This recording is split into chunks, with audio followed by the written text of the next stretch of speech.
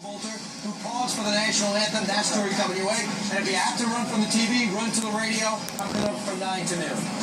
Thanks. So there are two big developments in the Hillary Clinton scandal that is called Pay for Play, and it is rocking the race for president this morning. Brand new emails that have now been uncovered, phone records that match up with them and expose deep ties between the Clinton Foundation and Hillary Clinton's State Department. Good morning, everybody. Lots to go through here this morning. I'm Martha McCallum. And good morning, Martha. Good morning, Eric. And good morning, everyone. I'm Eric Sean in for Bill Hemmer this morning. You know, she said she turned everything over to the feds. But guess what? Now the FBI finding nearly 15,000 previously unreleased emails, and a federal judge is demanding that they be released immediately. Buried in those exchanges, top aide Huma Abedin giving special access to the Crown Prince of Bahrain, who was a major, like $30 million donor to the Clinton Foundation. And on top of that, another watchdog group has now found hundreds of phone messages from a foundation executive to Cheryl Mills, who is Hillary's chief of staff during her time at the State Department. And Donald Trump seizing on this new information, calling for a special prosecutor to be named right now. The amounts involved, the favors done, and the significant number of times it was done require an expedited investigation by a special prosecutor immediately. After the FBI or Department of Justice whitewashed Hillary Clinton's email crimes, they certainly cannot be trusted to quickly or impartially investigate Hillary Clinton's new crimes, which happen all the time. So we've got Team Fox coverage for you. Mike Emanuel has reaction from the Clinton campaign. John Roberts is with the Trump camp, and Byron York standing by for analysis this morning. So let's get started with you, Mike, laying out what we have learned here. What's in these new emails? Well, Martha, nearly 15,000 emails collected by the FBI, which could be released just weeks before the election. There are also a group of emails showing the interaction between longtime Clinton aide Huma Abedin and longtime Clinton Foundation executive Doug Band, released by the advocate group Judicial Watch, showing some of the interaction between the two. One from June 2009 showing basically Band trying to get a meeting for the Crown Prince of Bahrain with Secretary Clinton, a prince who had committed $32 million to the Clinton Global Initiative. There are also nearly 150 messages left for State Department Chief of Staff Cheryl Mills by the Clinton Foundation's Chief Operating Officer over a 2-year period.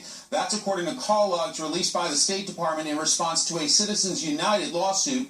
There was this reaction from a State Department spokesman. Secretary Clinton's ethics agreement at the time did not preclude other State Department officials from engaging with or having contact with the Clinton Foundation. In Hollywood last night, Clinton had a lighter moment with late-night host Jimmy Kimmel. Are you enjoying being a grandparent? It is the best. Do you wish you had more time, that this campaign didn't coincide with the kids being so little? Well, I think I'd be distraught if we didn't have FaceTime. Oh, do you do that a lot? All the time. Have you considered using FaceTime instead of email?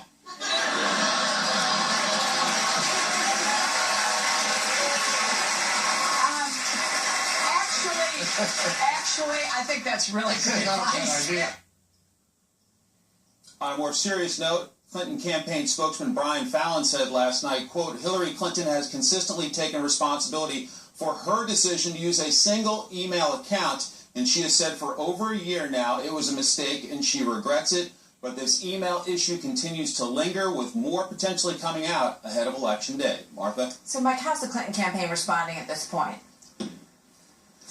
Well, they are responding to attacks on the Clinton Foundation by essentially saying that they will change procedures if Hillary Clinton is elected president. They are also punching back. There's Clinton campaign chairman John Podesta attacking Donald Trump, saying essentially that Trump needs to come clean about some of his business practices, about his complex network of for-profit businesses that are hundreds of millions of dollars in debt to the big banks. And Clinton running mate Tim Kaine defended the foundation's work. Today you raised some questions about the Clinton Foundation. The Clinton Foundation is a non-profit organization that is a world-class charity. It's provided life-saving AIDS drugs to 11.5 million people. And all the donors to the foundation have been disclosed. And the foundation has said, I'll go further. We'll restructure itself completely if Hillary Clinton is elected president. That's a pledge. It is clear the Clinton campaign and its allies took attacks on the foundation very seriously with their swift response. Martha? All right, Mike, thank you. Well, meanwhile, on the Republican side, as Mr. Trump calls for that special prosecutor to investigate Mrs. Clinton, there are now new questions this morning on whether or not he is softening his stance on immigration. His campaign denying that, but they've canceled what was supposed to be a big speech on that issue on Thursday in Colorado. John Roberts reporting live outside of Trump Tower here in New York City on the Trump campaign. John, let's first start with the Clinton situation and those emails and Mr. Trump's call for a special prosecutor. Eric, good morning to you. You know, there's an age-old tactic in politics, and that is when your candidate's when your opponent's campaign is running off a cliff, don't do anything to interfere with that. And that's the philosophy that Donald Trump is employing this week. He was going to be talking all about immigration with a big speech in Denver planned for Thursday. They've decided that because of this controversy involving the new 15,000 emails that have just been discovered, as well as all of this news about the Clinton Foundation and whether or not people were buying access to the State Department, they've just decided we're going to sit back and let that drive the news cycle. But of course, they're also going to throw a little bit of wood on the fire. Last night in Akron, Ohio, Donald Trump insisting that a special prosecutor has to look into this because the Obama administration, Department of Justice, can't be trusted to conduct a fair and impartial investigation. Here's what Trump said last night. The Clintons made the State Department into the same kind of pay-for-play operation as the Arkansas government. The Justice Department is required to appoint an independent special prosecutor because it has proven itself to be, really, sadly, a political arm of the White House. That is a point that the Trump campaign is going to continue to drive home. They released emails about it this morning. He's likely to talk at length with Sean Hannity about it in the town hall. He's likely to talk about it tonight in Austin at that big rally, as well as one tomorrow in Tampa, and then tomorrow night in Jackson. Plenty of opportunity this week, Eric, for Donald Trump to drive that point home. And absolutely, and John will be dealing with this and going through it and reporting on it through the next 2 hours. John Roberts reporting from Trump Tower. Thank you. Martha? So let's dive a little bit deeper into this whole email issue. In one exchange, longtime Bill Clinton aide Doug Band writes to Huma Abedin, the CP, or Crown Prince of Bahrain, is in town and would like to see then Secretary of State Clinton, calling him a, quote, good friend of ours. She replies, saying that the Crown Prince has tried to meet with her through, quote, normal channels and that Clinton didn't want to commit. But just 2 days later, the Crown Prince suddenly got his meeting with Secretary Clinton, and that is just one of the examples that has cropped up here. So what's the meaning of it, and how serious is it? Joining us, Byron York, Chief Political Correspondent for the Washington Examiner and a Fox News contributor. Byron, good morning to you. Clearly, Hillary Clinton didn't seem to think that this was a serious thing at all. She really laughed the whole thing off with Jimmy Kimmel last night. You know, she's going to have to do more than that, because this actually does seem to illustrate what Donald Trump was talking about when he said pay for play. You have this foreign official, comes to the U.S., wants to meet with the Secretary of State, can't get a meeting through regular channels, goes to the Clinton Foundation, where Bahrain has given a lot of money to the Clinton Global Initiative especially, and the Clinton Foundation goes back to Hillary Clinton's office, said, hey, this guy's a good friend of ours, you know, you might want to let him in, and he gets his meeting. So it really does appear to be kind of a classic pay-for-play situation. You know, at the very least, just the disclosure that these aides are spending all of this time on this Clinton Foundation stuff, right? Going back and forth, answering these emails, setting up meetings. I mean, this is when Syria is imploding, ISIS is on the rise, this is the State Department. It seems that and no doubt they were dealing with important business as well, but there's a lot of time and effort going into this stuff, Byron. Absolutely, and you have to remember there's kind of a revolving door as well. Cheryl Mills, who was mentioned earlier, who was Hillary Clinton's chief of staff at the State Department, came to the State Department from the Clinton Foundation, where she had been on the board of directors, and after Hillary Clinton left the left the State Department, Cheryl Mills went back to the foundation. So these are people who are longtime employees of the Clintons, and if Mrs. Clinton is in government, they go into government. If Mrs. Clinton is out of government, they're with the foundation. And isn't Bill Clinton's sort of accession that if indeed she's elected, he would step aside, that he wouldn't be on the board anymore? Doesn't that sort of it's an admission that there is some inherent conflict of interest, or at least a perception of one.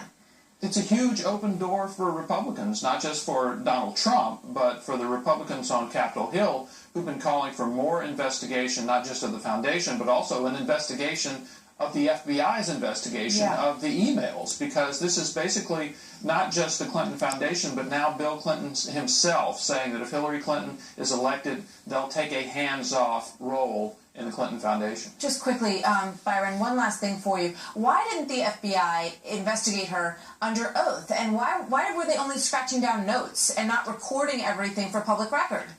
Well, I'm told, this is standard procedure. There's a report called an FBI 302 form where if you do an interview with someone, agents take detailed notes. But this is by hand, sometimes with a computer, but they take detailed notes. They don't make a transcript. They don't make a recording. I'm told that sometimes changes. That is sometimes used these days, but it was not used in this. And to add to that, now that Republicans on Capitol Hill have gotten to see some of these FBI documents from the investigation, they're saying the FBI has heavily redacted them. They've blacked out large parts of them, and Republicans don't know why these parts were blacked out. So you're going to see a fight over that as well. It's a very legitimate question. You would think in such a high-profile case there would be a transcript of this conversation, of her answers to all of the questions, which apparently just does not exist, which I think also remember, Martha, Byron. they did that interview 3.5 hours with Hillary Clinton on a Saturday afternoon, and within 48 hours they came out and exonerated her. So you have to wonder, were they looking for so-called process crimes, whether she was telling the truth about every single aspect of this, or were they in a kind of a rush to make a decision? Looking to put it behind them, perhaps. Byron, thank you very much. Good to see you. Thank you, Martha. Well, it's becoming a disturbing new trend by the radical Islamic terrorists of ISIS. And now there's that new shocking video showing Iraqi police removing a suicide belt from a 15-year-old kid. This after that bombing by a 12 to 14-year-old in Turkey. We'll have the details of ISIS using children to blow themselves up and kill others. And with waves of refugees streaming into Europe from the Middle East, the head of the European Union is now calling for an end to national borders around the countries of Europe. How would that work? And people in Louisiana in the flood zone today getting ready for a visit from President Obama. Some people criticized him for not interrupting his vacation in Martha's Vineyard when he went golfing. To do this, the governor had asked him to wait a couple of weeks, but he will be there today, and we'll bring you all the details coming up on America's Newsroom. It's a neighbor helping neighbor. We're not relying on anybody else. We're not waiting for $400 million that might have gone to Iran to come to us. We're here taking care of ourselves. Wow. That's a tribute to you.